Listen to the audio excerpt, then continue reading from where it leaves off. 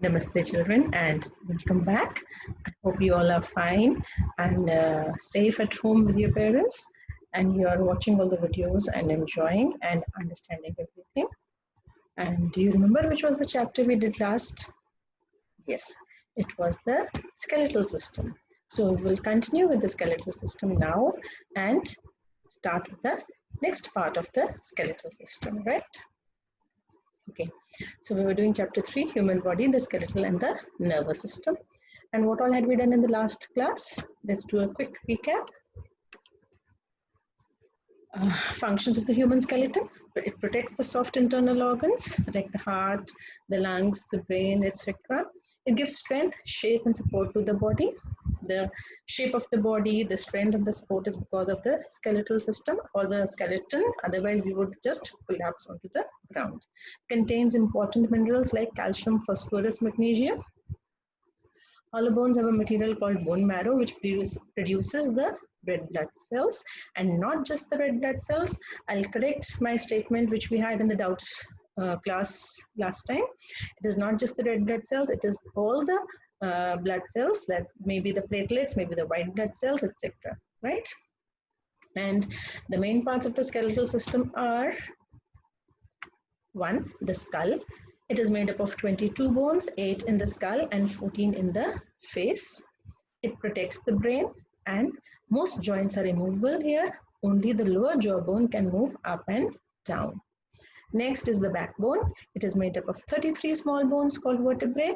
Multiple small bones help in twisting, turning and bending because you have number of bones. So you're able to twist, turn, bend, forward, backward, etc. And it protects the spinal cord and is also called the spine, backbone or the spine. The rib cage, it is made up of 12 pairs of ribs, 10 pairs attached to the backbone at the back and to the sternum in the front. Both backbone and sternum, they are attached both sides. It's 10 pairs. The last 2 pairs, which are also called the floating ribs, are not attached to the sternum in front. They are attached only to the backbone at the back side. And the rib cage protects the heart and the lungs. The limbs, we have a pair of limbs, 4 limbs that are our arms, and a pair of hind limbs which are our legs. The long bone in the upper arm is called the humerus. The thigh bone is called the femur. It is the longest bone in our body. And the feet and the hand are made up of a number of small bones. To be exact, 27 in the hands and 26 in the feet. And you all are such smart students, right? You all remember, and I saw it in the doubt session we had last time that you have picked up the things very quickly and very well. So let's do a test of our understanding. This is an exercise of match the following, and we have some statements here and we have some structures or options this side. So what protects the brain? What protects the brain? The skull protects the brain, right? Very good. So it's option number 2. It protects the brain. What protects the heart and the lungs? It is the rib cage, which is at point number 8. Yes. And the number of bones in the skull, is it 33? No, that is in the spine. So it is the other number, which is at number 7, 22. And the number of bones in the backbone is, yes, 33, which is at option number 5. Very good, students. Which is the longest bone in the body? We just did in the recap. It is the femur. Very smart, students, which is at option number 1. Name of the bone in the upper arm? Obviously, you remember it's the funny one, but without an O. Yes, it's humerus. It's at number 3. It is also called the breastbone. Another name, the scientific name for the breastbone in front, it is the sternum. Very good. It is that option number 4. And last but not the least, name of the bones that make up the backbone. They are called the vertebrae. Plural, singular being vertebra, which is at number 6. And that's a smart lot of children. Yes, we got it all right. Right. Now we start with today's session and we'll be starting with something called joints. But before we go to joints, I want to ask you, why do we need a joint? What if we did not have joints in our body? I'm just right now talking to you. I'm using the mouse or the keypad, typing on the keyboard, doing all sorts of things. If I did not have joints in my fingers, Would I be able to move my hands like this and do different kinds of jobs? No. I'm talking to you, my neck is turning here, there, this way. If we had no joints, was that possible? No. Right? I'm able to bend my arm up and down. Yes, not possible without joints. So we need the joints to give flexibility to our skeleton, right? So the place where two bones meet is called a joint. So I have, if you remember, we had talked, there is a humerus on the top and there is two more bones here. They are called the radius and the ulnar bones. They join here and this is the joint which we call the elbow joint. So a place where two bones or maybe more than two bones or more than two bones meet, it is called a joint. The substance or the tissue that holds the two bones in their place is called ligament. Now, if I just take two objects and put them together, will they stay there? No, something has to hold them over there. You take two pieces of paper and you want to put them together. What do? You have to put a piece of tape on it, only then they will stay together, otherwise they'll keep flying away. Similarly, two bones kept over here, right? What keeps them in place? It is called the ligament. So if you see this diagram, this is the knee joint, this is the femur bone, and these are the two lower bones, which are the tibia and the fibula, right? Now, if you can see these structures, these are called the ligaments. There's one over here, see. So one end is attached here, one end is attached here, and it is holding the two bones in place, one end attached here, one end attached here, holding these two together. There's one here between this bone and this bone, holding these two bones together. Yes, so it's something like pieces of tape. We've taped up the joint, but the difference being these ligaments or the tape are very elastic in nature. You all have elastic in your pajamas, and they expand and they contract, they expand and they contract. So similarly, these ligaments, they can expand and contract very well, and that is why they allow the bones to bend, the joints to bend. The ends of the bones are covered with cartilage to protect them from wear and tear due to regular rubbing of the bones against each other. Let's come back to this diagram. See, you can see the structure here, this white structure over here, this white structure, and this white structure. This is called the cartilage. If you remember, I had shown you cartilage between the vertebral discs also, vertebral column. There were discs of cartilage in between. So what does the cartilage do? It acts as a protection and protects your bones from rubbing and जिसको हम बोलते हैं घिसने से बचाती है, right? And except the joints in the skull, all our joints are movable. That is, they allow movement, right? And next we come to cartilage. We had started the discussion of cartilage. What is cartilage? Cartilage is a tough elastic tissue in the joints of the ankle, knee, elbow, and also between the vertebrae in the back. Now, the cartilage is, though it is elastic, but it is more tough in nature. The stretchability is come, but the durability is more. Yes, it will not tear and break easily, whereas a ligament can break and tear due to impact or when you get hurt. You've heard it, no? Sometimes you fall down and they say, no, it's not a fracture, it's a ligament tear. Yes, so the ligaments can tear, they are softer in nature, but the cartilage is more tough in nature.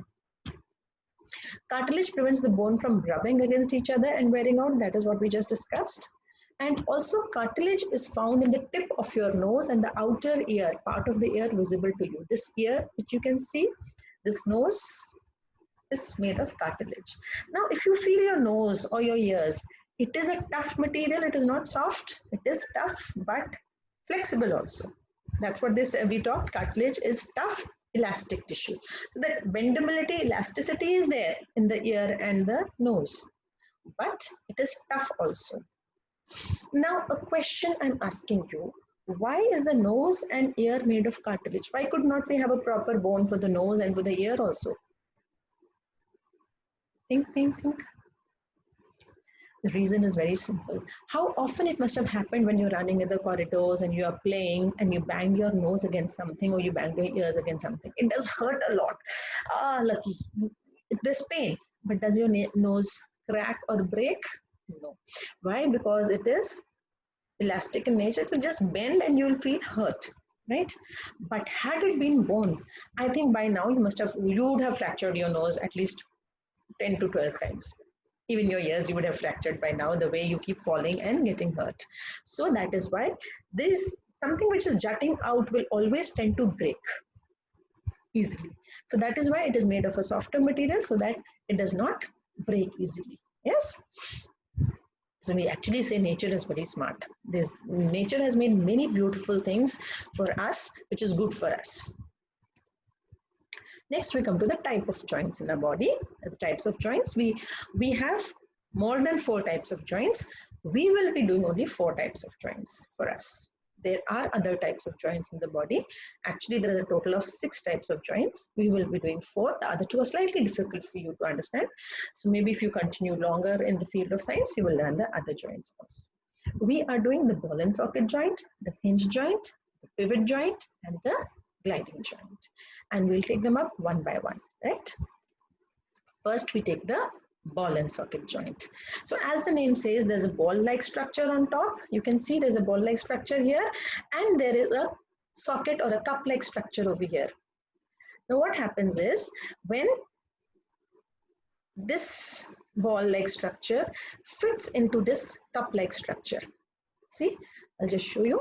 See, this is a ball-like structure, fits into this cup-like structure. Now what happens? Movement is very easy in all directions. See, front-back movement is possible, left-right movement is possible, and movement of spinning around on the axis is also possible. See, it was spinning around. So basically, this kind of a joint allows movement in almost all directions, almost in a 360-degree round the bone took, right? So we will go back to our old friend Smiley. Yes, we will go back to Smiley and we will see the ball and socket joint in Smiley. And Smiley, we are back. And this is the ball and socket joint of the shoulder. See, up and down movement is possible. Yes. Then the up and down sideways, sideways up, sideways down. This was, one was front up and down, one is side up and down, and also the spinning action. See, it can move around like this also, spinning around also. So all these movements are possible, which gives your arm a lot of flexibility, and you can move your arm in almost all directions. Yes. And we will now look for the same joint in the hip. Let me come to the hip. Yes, this is your pelvic bone, and yes, this is your hip bone, and this is your head of the femur bone, right? Now see, the head of the femur bone goes up and down. The foot almost cross our face. Yes, it goes up and down. It goes also spinning movement. See, spinning movement is also possible, and also a sideways up and down, right? So that is why we are able to almost rotate our arms and legs in almost 360 degrees, right? So it allows movement in a very big sphere. So let's do a quick recap. Summary is, it's the name of the joint is the ball and socket joint. Movement it allows is allows movement in all directions, almost a circular movement. And where it is found in the shoulder and the hip region. Yes. And the next joint we do is the hinge joint. Now what is a hinge? You can see this is a hinge. You've seen the hinge in your windows and doors when you open and close. You see those? They are called hinges. That's why I showed you a picture of a hinge. Now, your door opens only one direction, back and forth.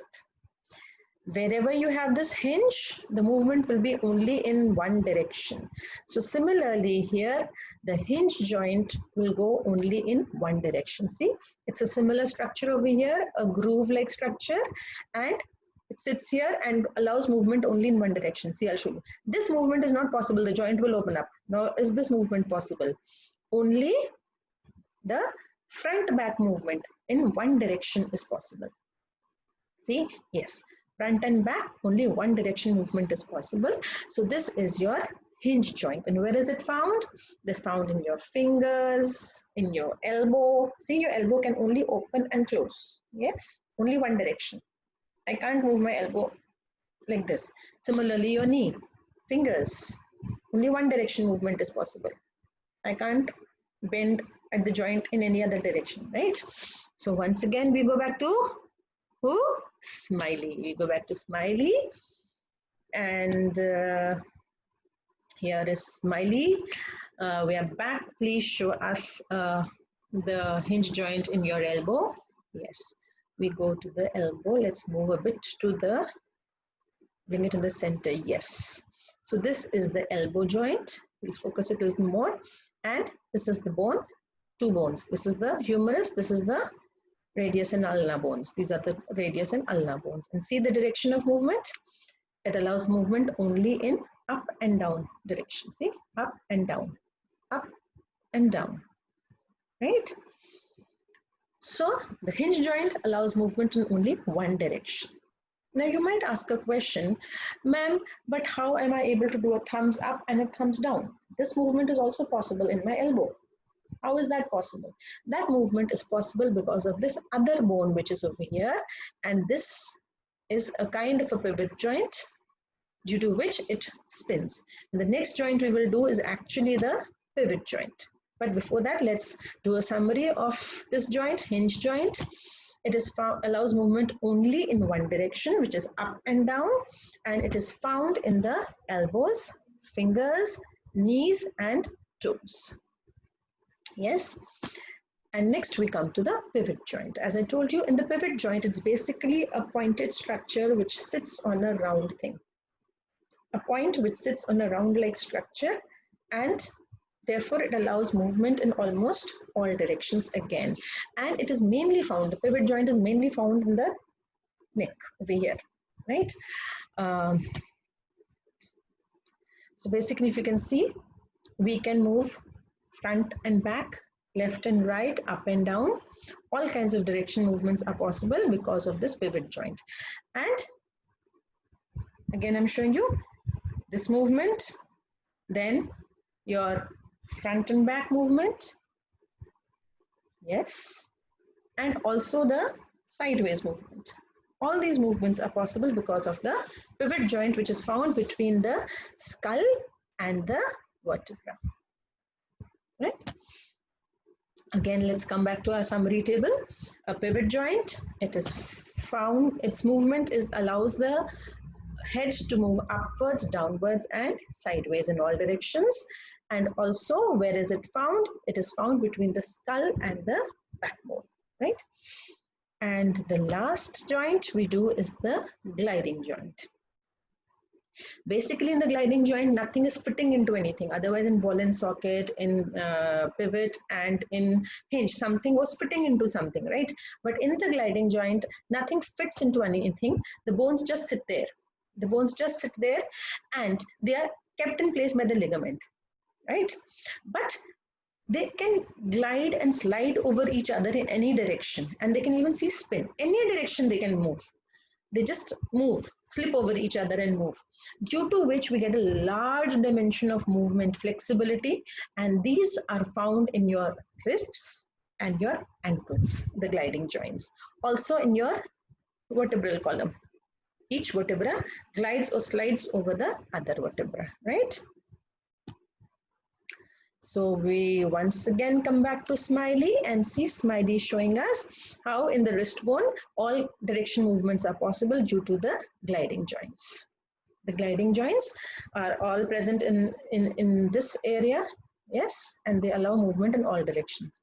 Let's go and look at the vertebral column. Yes, here we are at the vertebral column, and see a front back movement is possible. Yes, a twisting movement is possible, and also a bending sideways movement is possible because of these gliding joints we have here. Yes.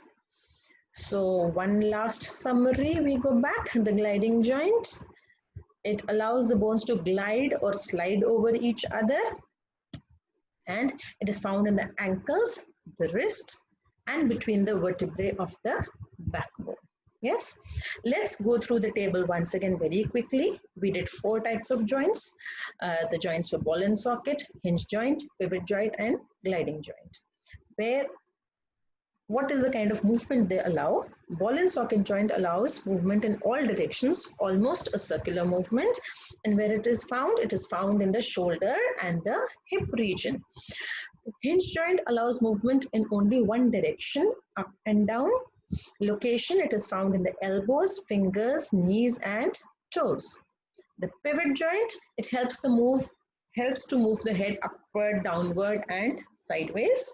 And it is found between the skull and the backbone. The gliding joint allows the bones to glide or slide over each other, and that is why we can have any movement in the wrist which is possible, right? So ankles, wrist, and between the vertebrae of the backbone. Yes, so with this we finish up with the portion of the skeletal system from this chapter, and we will have to switch over to the nervous system, which we will do in the next class, right? So before we go, we will say a bye-bye to Smiley. He has helped us such a lot. Yes, so let's go back to Smiley one last time. Oh, it seems Smiley is having a party. He's having a party dance, right? Okay, anyways, we won't disturb him. Thank you, Smiley, and bye-bye. That's all for now. And before I also sign off, let me just give you a few more instructions. There'll be a few questions sent across along with this video. Please write them in your notebook. I hope you people are doing your work regularly in your notebooks. One of the Google Meets, I might ask you to show me your notebook also. So keep your work updated, completed, and just don't procrastinate, kar lenge, ho jayega, right? And one more thing. After watching the video, I want you, or anytime, anywhere in the chapter you have a doubt, anywhere from the skeletal system, please note down your doubts when you come for the Google Meet, right? I want them written on your copy. You can use the last page of your notebook, write down all your doubts, so that when we are there together, you don't get confused, you don't forget, oh, I had to ask something, I don't remember what was the question, right? So please note down your questions so that you remember, and we also don't waste time, oh, what was it, this was that, whatever, right? So, and please do try to go through the content before you come for the Google Meet once, so that it's easier for you and for me also to revise or review the chapter and discuss our doubts on that. Yes, so this is Abha ma'am signing off.